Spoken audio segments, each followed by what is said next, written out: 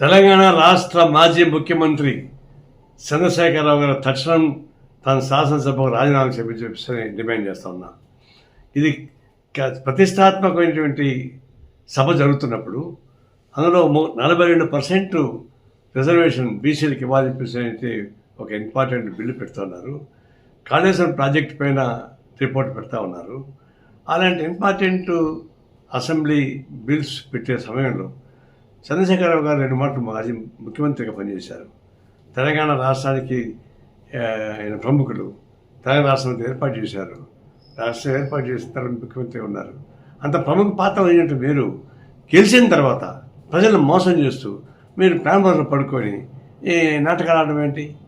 కానీ అందువల్ల మీరు బాధ్యత స్థానంలో ఉండి అసెంబ్లీకి రాకపోవడం ఇవన్నీ చూస్తుంటే మీరు తక్షణం రాజీనామా చేయడం అవసరం చెప్పేసి మేము డిమాండ్ చేస్తున్నాం. అదే సందర్భంలో రాష్ట్ర ముఖ్యమంత్రి 42% బీసీ రిజర్వేషన్ బిల్లు పెట్టడానికి కావాల్సిన బిల్లు పెట్టారు. దాన్ని పాస్ చేస్తున్నారు. దీన్ని కేంద్రానికి పంపిస్తున్నారు. ఇవన్నింటినీ కూడా సిపిఐ నుంచి రాష్ట్ర ముఖ్యమంత్రి రేవంత్ రెడ్డి గారికి అభినందన తెలియజేస్తా ఉన్నాను.